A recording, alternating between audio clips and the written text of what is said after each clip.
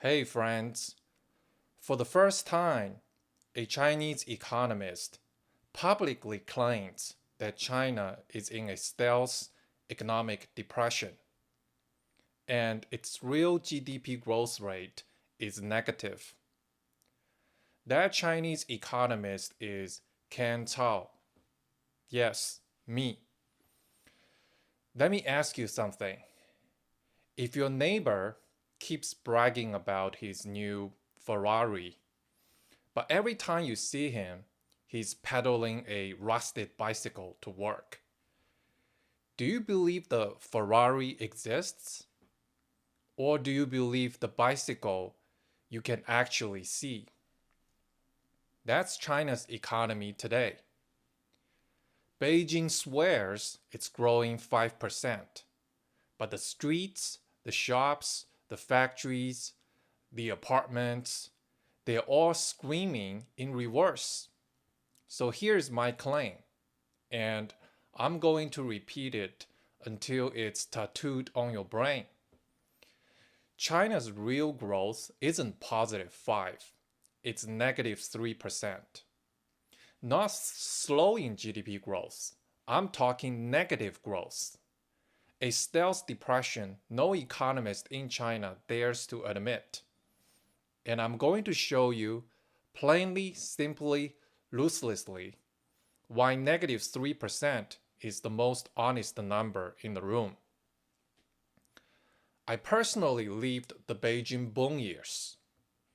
Back then, you didn't need a spreadsheet to feel the growth. It was in your lungs, the dirty dust from 1,000 building sites. It was in your calendar. Deal flow packed tighter than subway line 10 at rush hour. You felt it. Taxis fighting for curb space at midnight. IPO dinners where the waiters sprinted. Property bidding wars that made New York look tame. Now fast forward. Friends in Shenzhen message me, Ken, my company cut hours again. A restaurateur in Shanghai told me they close 2 days a week now because of no foot traffic. A supply chain guy in Zhejiang Ningbo told me that half the warehouse lights are off. They have to keep the lights off to save electricity. University grads back in their hometowns, delivering packages on scooters with master's degrees. That's not positive 5% growth. That is the economy in reverse, with the gear stick duct taped so you can't see it's in R, reverse. And here's the paradox. The worse things feel on the ground, the smoother the official number becomes. Do you notice that? Real economies fluctuate. They hiccup, they stutter, they surprise. In China, the reported number glides like an ice skater. 6.5, 5.5, about 5, always about 5. Always on message, because it's not a measurement, it is a slogan. So, how do we break the spell? We stop arguing with propaganda and start measuring reality with tools Beijing does not control. I call this Can's negative 3 rule. 5 independent lenses: production, prices, sectors, satellites, and income, each built from hard to fake signals. They converge in a tight band between negative 2 and negative 4. The midpoint, the honest headline, is negative 3%. Not because it sounds dramatic, but because that's where the mass keeps landing, no matter which route you take. And here's the roadmap. Lens 1. Rebuild real growth using a clean deflator instead of the fantasy one. Lens 2. do a bottom-up sector accounting, real estate, industry, services, and weight them by reality, not propaganda. Lens 3, a hard-to-fake activity dashboard, electricity, freight, diesel, ports, nightlights, pollution.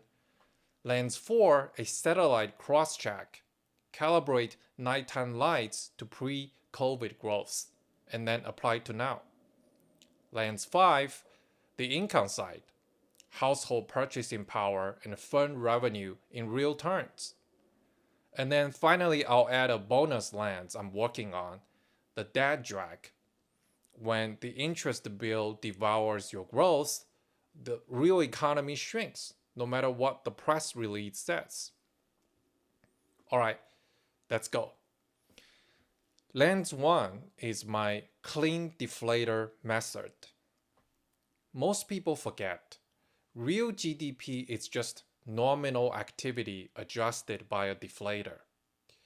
If I can make the deflator small enough, I can turn flat nominal activity into a beautiful positive real number. Magic. Beijing's magic. So we don't use their deflator. We build our own from scratch. First, we create a nominal activity composite. Things tied to actual transactions and cash. For instance, VAT invoice turnover, listed public company domestic revenues, nominal retail sales, bank credit creation, nominal fixed asset investment. No number is perfect, but this basket is harder to gain, especially if you sample across provinces and industries. Second, we build an alternative deflator that fits China's actual structure. This is not the consumer CPI alone. China's economy is investment heavy and industry heavy, so consumer prices understate the actual inflation that matters for value added, whereas producer input costs, service prices, and debt servicing burdens act like effective inflation eating into real growth. So my reconstructed deflator leans heavily towards production service prices, which include multiple sources like wage pressures, taxes, social security burdens, credit costs. I give 0.3 weight to PPI and 0.7 weight to the production service prices.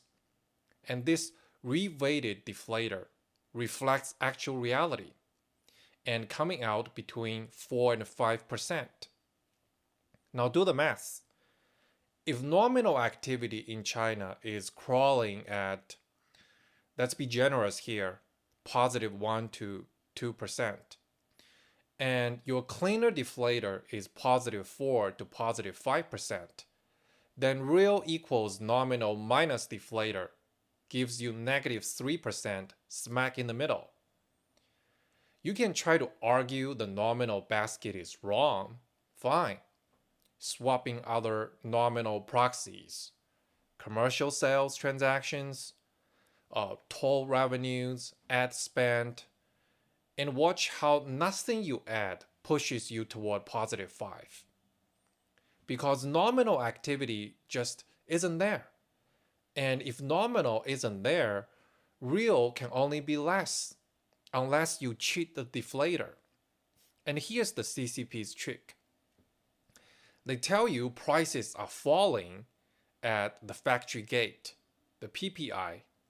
So when you divide weak nominal GDP by a negative deflator, boom, real GDP looks strong.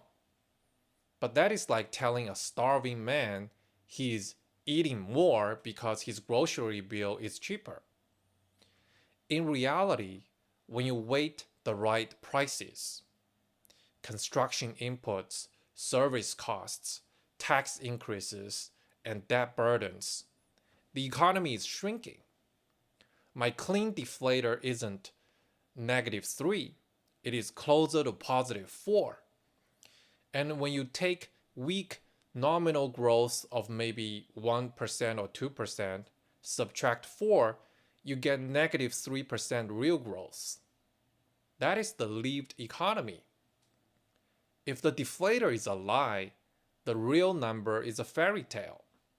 The honest math says -3. And lens 2 is my sector accounting method. Now we go bottom up. If the biggest parts of your economy are shrinking, the whole pie is shrinking, right? Basic arithmetic. And that's take 3 baskets. Real estate and construction, around 20 to 25% of activity when you include upstream cement, steel, and the downstream furniture and appliances.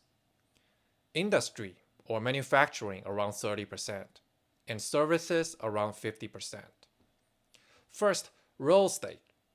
This is the crater you can see from space. Floor space starts collapsing, land sales collapsing, developer cash flow collapsing.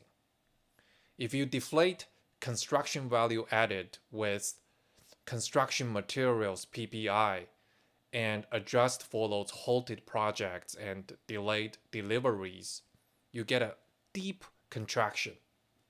Pick your poison, -10%, -12%. Even the rosiest scenario is ugly. This alone jacks the national number massively. You can't lose a quarter of your economy's growth engine and still be printing +5%, unless your calculator came from a magic shop. And then industry or manufacturing. People look at headline industrial production and say, see, flat to positive, slightly, but that is nominal or just poorly deflated. If you deflate properly with my clean deflator and strip out inventory stuffing, production for warehouses, not for customers, the real picture is closer to 0 to 2%. Exports, margins are crushed. Domestic orders, weak. High-tech buzzwords, sure, but those gigafactories didn't fill empty shopping malls. And finally, services. The official line loves services because services feel soft and are easier to massage. But you can pin services down with mobility data, hospitality occupancy, parcel volumes, ad spend, card spend on discretionary categories, and logistics activity. When you deflate services with a service CPI that reflects actual out-of-pocket prices, many service categories are either barely positive or negative in real terms. Ask any cinema owner in China. Ask private tutors who were annihilated by policy. Ask the cafe that now closes Mondays and Tuesdays because weekday traffic evaporated. Now we waited. Suppose real estate and construction is 10% on a true value-added basis. Industry is -1%. Services are -3 once you strip out government-purchased services. Weight loads by their actual shares, and then the add up lands you right near -3%. You can play with the weights and sensitivity analysis until your laptop melts, but you will not engineer yourself to +5% without fantasy inputs. The sector math doesn't lie. It screens contraction. When your largest sector is a sinkhole, there's no way you can maintain positive GDP growth. And then lane 3 is my hard to fake activity index. Propaganda can rewrite a report. It cannot easily rewrite electricity or diesel or the number of containers on a ship. So I built what I call the CAN -3 dashboard, a composite of hard to fake inflows, including electricity consumption, diesel sales, which is the lifeblood of logistics and construction,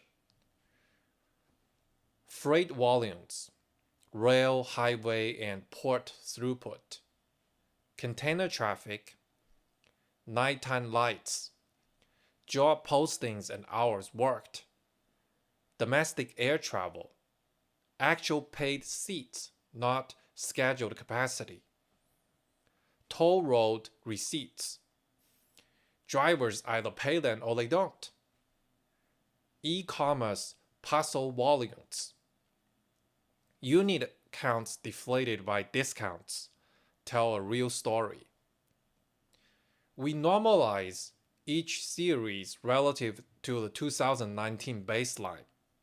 Split the dashboard 50-50 between production side and demand side, and then map the composite index to real GDP using the pre-COVID elasticity. That mapping is the key. You basically calibrate the relationship when the data was less politicized before, and then you freeze the model. No hindsight bias, no tinkering to get the answer you want. And what happens? The composite sinks to roughly -0.6 to -0.8 standard deviations relative to the baseline trend. Plug that into the pre-2020 elasticity, and the implied real growth is -2 to -4%. Again, the midpoint, -3. And this is not because I love the number 3. It's because every pass we take keeps dragging us back to the same address.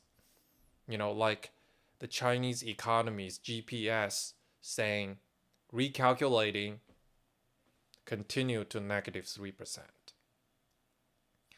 I know what the skeptics will say, but electricity efficiency improves. New energy vehicles consume less.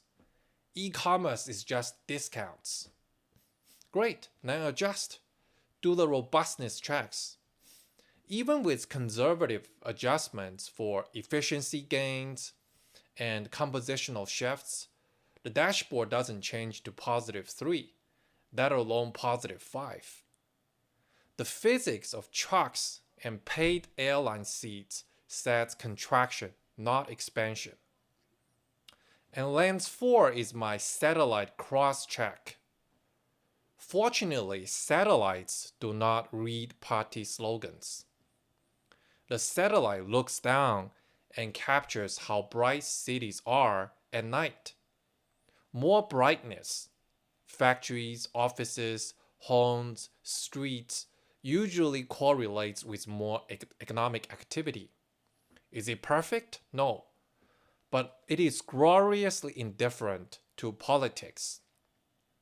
And here's how we make it rigorous.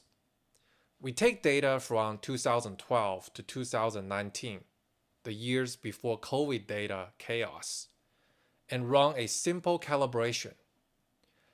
Regress official Chinese GDP on nightlights growth to capture the structure. We get coefficients, calling elasticities, that translate lights into growth. And then we freeze the coefficients, and we apply land to 2012, 22 to 25 nightlights growth. And the result? The satellites whisper the same story, negative. Lights growth decelerates. In some regions, it declines outright. If the calibrated elasticity says that a given job in brightness equals a contraction of X%, we live with that mapping. And that mapping says what I have been saying, -2 to -4, midpoint -3. The heavens are not bullish. The heavens are honest. The portfolio can muzzle economists, but it cannot threaten the stars. Space says -3. Now, lens 5 is about income side reality. GDP is supposed to reflect incomes, households and corporate. If households are earning less in real terms and firms' real sales are shrinking, your GDP story is a bedtime story. And let's talk households. Real disposable income per capita, adjusted for the actual prices families pay, not the curated CPI basket, has been flat to down for many years. Hours worked down. Youth unemployment so bad they stopped publishing the data. That's not a rounding error. That is a social signal flare. And when people feel poor and insecure, their precautionary savings go up. Rising savings rates plus falling real incomes equal negative real consumption, no matter how you angle the camera. Now, firms. Take a broad set of listed companies that primarily serve domestic Chinese market. Strip out the exporters, strip out commodity price distortions, deflate their revenues using the appropriate sector PPIs, not CPI. What do you see? Real revenues shrinking or barely growing, margins squeezed, CAPEX deferred. When your income side is gasping for air, your GDP side cannot be training for a marathon. The two stories must reconcile. And the reality check says, again, contraction. If people earn less and businesses sell less in real terms, the GDP fairy tale belongs in the children's aisle. We grown-ups call it -3%. And finally, another lens, bonus lens that I'm still working on is the debt drag. And here's the kicker. Even if you want to be generous and pretend nominal activity is okay, the interest bill alone is suffocating the system. Think government debt, local government financing vehicles, developers rolling paper at higher rates, corporates refinancing under stress.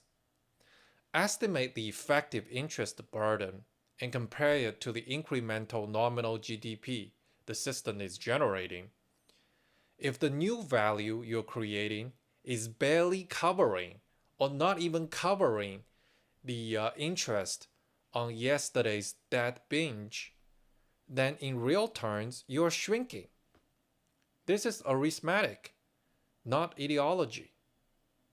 And this is why you feel the weird vibe of an economy that looks busy, but it's not getting anywhere.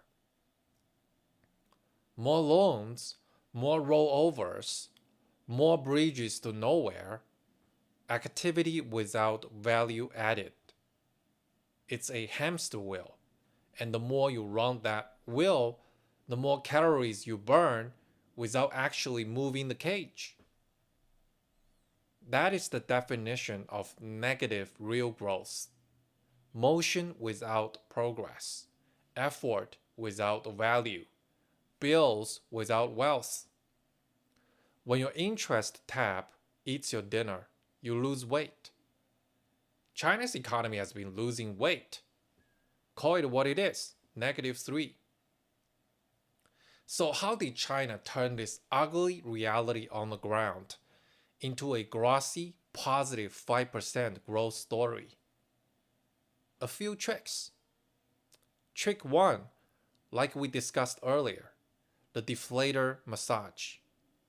If PPI is negative, you can cherry pick a consumer deflator that is even more negative, or you can reweight the basket to reduce the bite of categories that are actually expensive for businesses.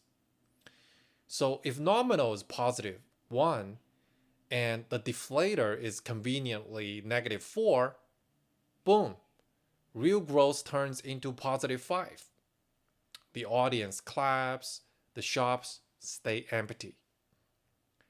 And another trick is base revisions. Shift the weights to retail categories that look okay, or tech categories that you claim are exploding, and then shrink the collapsing construction and real estate weight just enough to keep the headline stable. And trick 3 is smoothing the number. The reported number from China is eerily smooth. A real world that includes the biggest property collapse in modern history and a multi-year confidence shock from COVID does not print tidy about 5% growth forever. That is not resilience. That is just editing. I'll say it exactly. China's GDP number is not an economic statistic. It is a political outcome. And once you accept that, you stop arguing about decimal points and start looking at the world as it actually is. Now, let me address the coming pushback in the comments section and just crush it quickly. Objection from the little pinks. But exports. Well, exports can jump because of price effects, currency manipulation, one-off orders, but domestic demand is still king, and margins are crushed. Selling more at lower margins isn't growth, it is survival. If factories run to keep the lights on while their profits vaporize, your value added is not growing. Objection. But retail sales are up. Well, nominal retail sales, yes. Deflate them honestly. Include various hidden fees these tech platforms are starting to charge, and the real consumption is flat to negative. Discounting makes unit counts look robust, while real revenue for these firms per unit falls. Only governments think discounts create wealth. Objection, but new energy, EVs, solar, AI chips. Well, these buzzwords don't pay mortgages. A handful of sectors cannot offset the epic crater in property and local government financing. And many of those sectors are dependent on subsidies and export markets that are now tightening. You can't plaster a shiny solar panel on an enormous household balance sheet hole. Objection, but CPI is low, so the deflator is small. Well, again, for an investment-heavy economy, CPI is not the correct deflator for value added. Product, services, CPI matters. And if you are in deflation, that is actually a symptom of contraction, not a badge of honor. Flat prices with falling wages, as you claim, equals misery, not growth. Objection, but we can see new projects everywhere in China. Well, so did the Soviet Union. Activity is not the same as value creation. If you are pouring concrete to avoid layoffs rather than meet the actual demand, you're just time shifting a collapse. Objection, but the official number has international credibility. You're just a random YouTuber. Well, international investors believed the ratings on subprime CDOs too, right? Belief is not evidence. Our five senses are evidence. Satellites, diesel, freight, incomes, these don't bend to press releases. Let me give you two pictures in China you can't unsee if you visit it. Picture 1. A mid-tier developer's sales office in a once hot city. 5 years ago, it buzzed. Coffee machines hissing, couples arguing about the floor plans, sales agents, tapping calculators like drummers. Today, the lobby lights are dim. The salesperson stares at a phone, praying for a customer walk in. Prices are down, but buyers are still terrified. That is not positive 5%, that is a wreck. Picture 2. A factory in the Yangtze River Delta. The line used to run 3 shifts. Now it runs 1.5. Orders are unpredictable. The manager refuses to fire long-timers because he knows they won't come back. But he also cannot raise their wages, so he cuts overtime. Workers' take-home shrinks. They cancel nights out, buy cheaper brands, skip the holiday train home. Multiply that by tens of millions and tell me with a straight face that this is growth. It's not. It's -3. Now, why should the rest of the world care? Why does this story matter? Why should we pay attention to this? Because mismeasuring China's economy is a $1 trillion mistake. If you buy the positive 5% fairy tale, you overbuild factories for a customer who is already shrinking. You overallocate capital to suppliers whose customers are over-leveraged and underemployed. You model demand curves that never arrive. And you wake up with inventory you can't sell and debts you can't service. Sound familiar? It's how bubbles end. What about investors? The pain shows up through earnings. Multinationals will talk temporary softness, and then longer than expected normalization, and then portfolio realignment.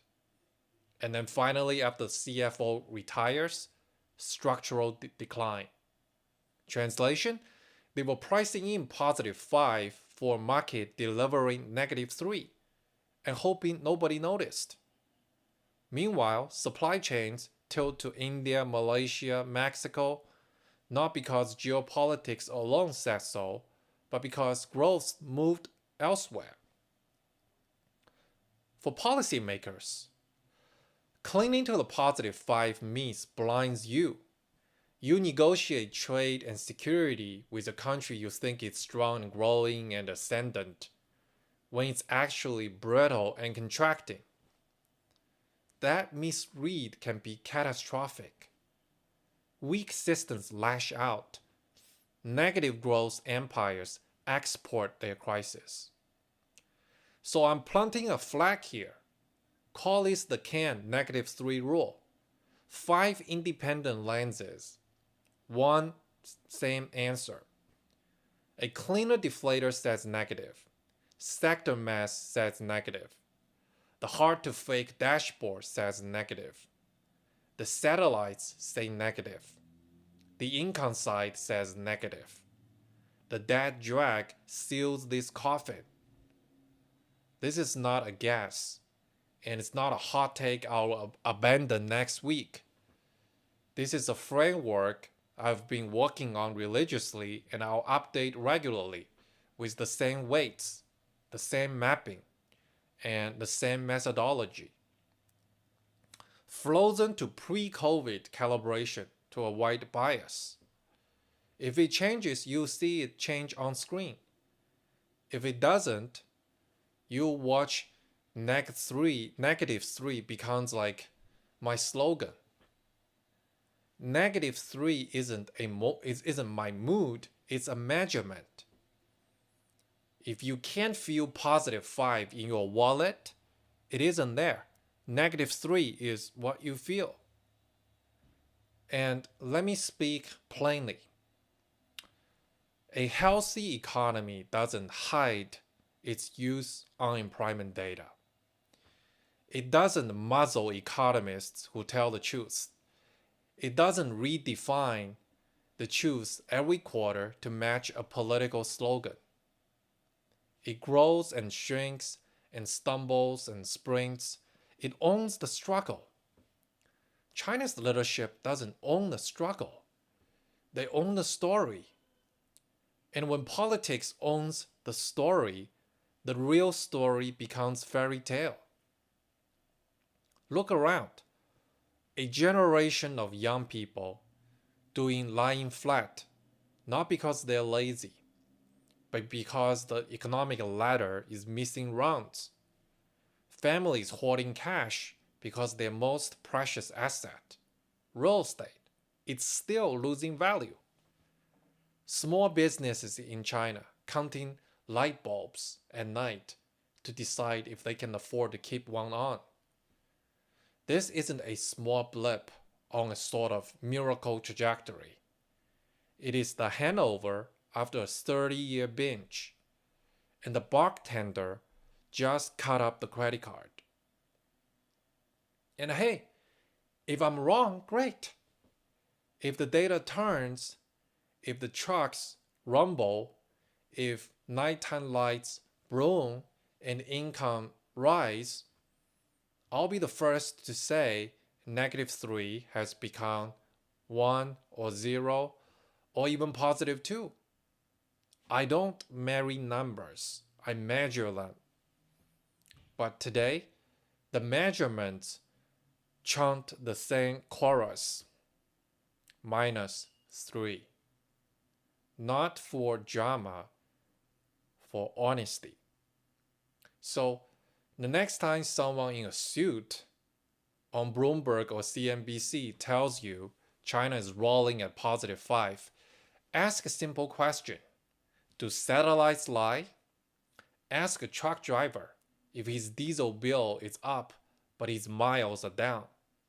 Ask a mother if she canceled her child's after-school classes because, her social security obligations went up. Ask a landlord how many months they have been eating vacancies, especially for office spaces. Ask a graduate how many interviews they didn't get. That is your GDP. That is your real growth. That is -3 in human language. China's printed GDP is a slogan. Its real GDP is a shrinkage.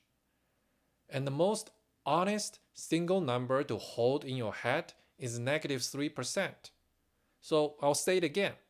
-3 for the lived economy, -3 for the truth satellites can see, -3 for the young people, the jobless, the shopkeepers, the factory hands, the homeowners who bought the dream and woke up in negative equity.